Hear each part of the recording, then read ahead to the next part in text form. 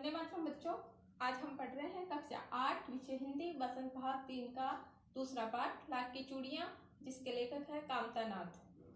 देखिए बच्चों, ये जो लाख की चूड़ियां हैं ये कहानी के रूप में है और इसमें 3 पात्र प्रमुख रूप से है।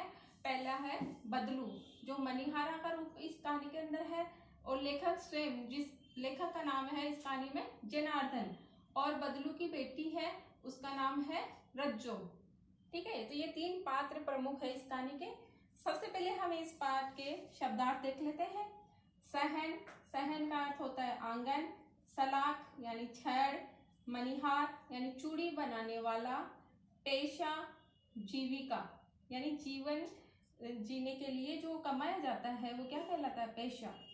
नाजुक, कोमल, विरले, बहुत कम। स्मृति पटल, याददाश्त। मुखातिब, ध्यान आकर्षित करना। अंजुलि, दोनों हथेलियों को मिलाना, और मिलाने से जो पात्र जैसी आकृति बनती है वो कहलाती है अंजुलि। ठिठकना, रुकना। थपना, बहुत अच्छा लगना। अब देखिए इस पाठ के अंदर 5-7 मुहावरे भी आए हैं जो मैं आपको बता देती हूँ। मन मोह लेना, मन को अच्छा लगना। कसर निकाल लेना, सारा नुकसान पूरा कर लेना। लोहा लेना, अत्यंत कठिन होना। दृष्टि दौड़ाना, इधर उधर देखना। शरीर ढल चूकना, अत्यंत कमजोर होना। भाप लेना, अनुमान लगा लेना। हाथ काट लेना, रोजगार विहीन करना। तो देखिए ये थे अपने मुहावरे और शब्दार्थ, इनको आप अच्छी तरह से लर्न कर लेना। अब देखिए ये जो पाठ है लाख की चूड़ियां, ये आज के परिप्रेक्ष्य में लेखक कौन है, कामता नाथ। तो कामता नाथ जी ने इस पाठ के माध्यम से आज के औद्योगिक युग का वर्णन इसमें किया है कि आज का जो औद्योगिक युग है, इस युग में जो छोटे छोटे उद्योग धंधे हैं, जो कुटीर उद्योग धंधे हैं, वो कैसे खत्म हो गए हैं, और उनकी बड़े बड़े उद्योग धंधों से छोटे उद्योग धंधों को कितना नुकसान हुआ है, कितनी बेरोजगारी फैल गई है, उसका वर्णन इस पाठ के अंदर आया है।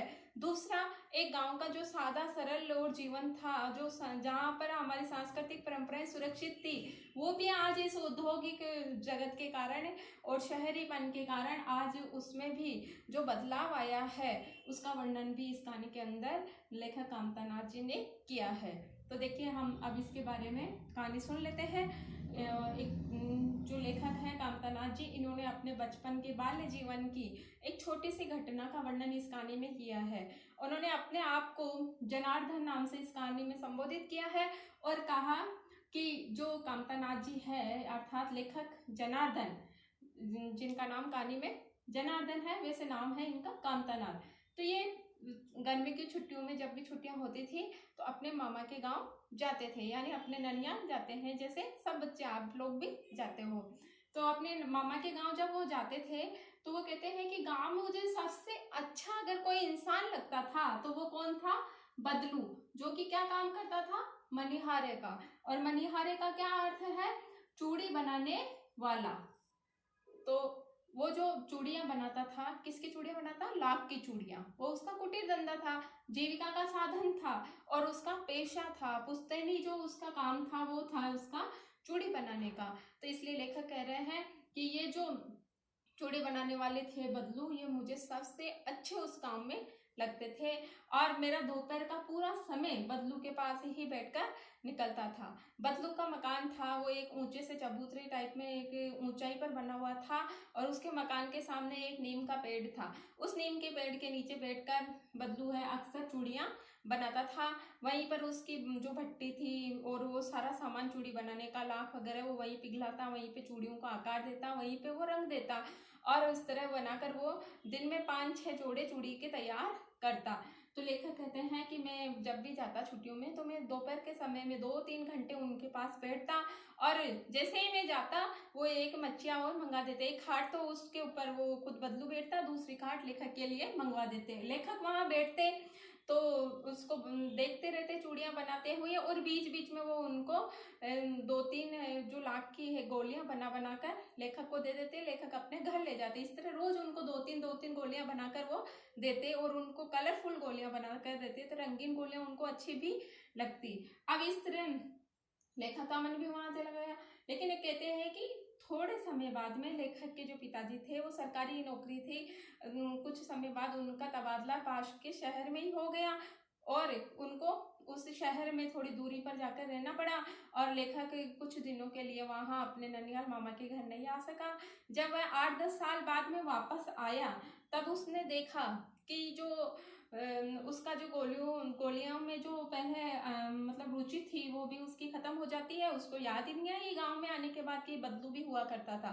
लेकिन एक दिन कहते हैं कि मामा जी की छोटे वाले मामा जी की छोटी वाली लड़की बारिश में खेल रही थी, और खेलते खेलते वहां फिसल कर गिर गई, और एक कांच की चूड़ी टूटकर उसकी कलाई में फंस गई, और उससे उसके खून निकलने लग गया। मामा जी नहीं होने के कारण सारा उसकी जो मरहम पट्टी का काम है वो किसको करना पड़ा? जनार्दन को, लेखक को ही वो काम करना पड़ा, उसकी मरहम पट्टी करनी पड़ी। जैसे ही वह उसकी मरहम पट्टी कर रहा था तो उसको बदलू की याद आई, और वो गांव में आने के बाद सबकी जितनी भी औरतें थी सबके हाथों में क्या देख रहा था? कांच की चूड़ियां ही देख रहा था।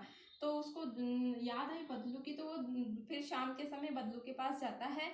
बदलू के पास जाकर देखता है कि बदलू एक टूटी सी मछिया के ऊपर उसी नीम के पेड़ के नीचे लेटा हुआ है। उसके आसपास उसका कोई भी सामान नहीं है, कोई भी भट्टी, कोई भी लाख वगैरह वहां पर नहीं है।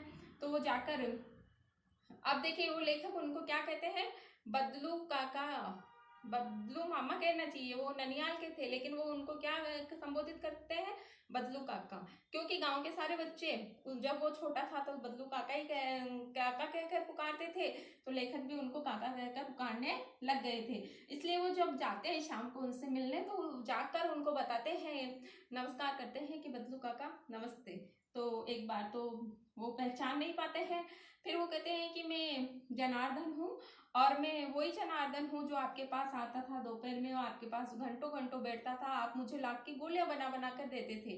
तब थोड़ी देर वो याद करता है, पिछली बातों को रिपीट करता है, अपने दिमाग में याद करने की कोशिश करता है, तो उसको याद आ जाती है। तो वो कहते हैं नमस्ते, फिर उनको उसके लिए एक खाट मच्छियाँ मंगवा लेता है और बिठा देता है। जब लेखक जाकर उससे बात करने लगता है, वैसे ही बदलू काका को खांसी आने लग जाती है।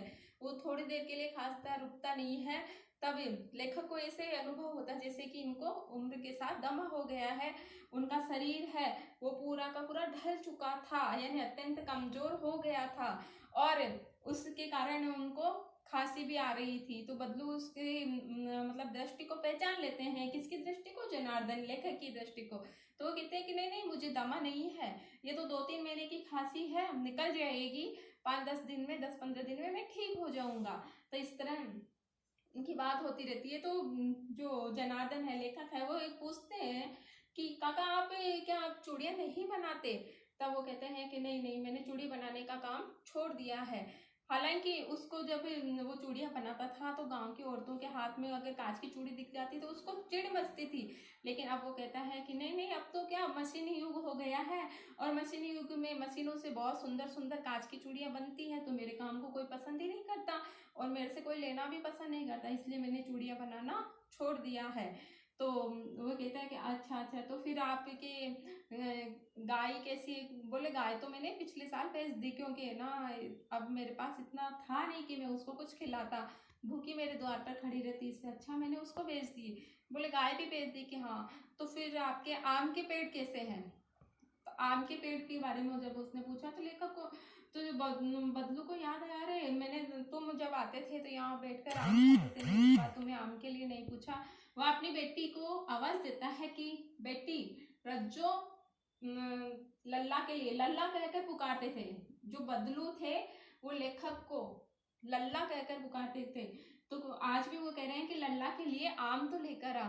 जब वह डलिया में भरकर आम लेके आती है बहुत सारे, तो वो कहता है लेखक कि ये तो बहुत सारे आम है, इतने आम मैं खा नहीं पाऊंगा।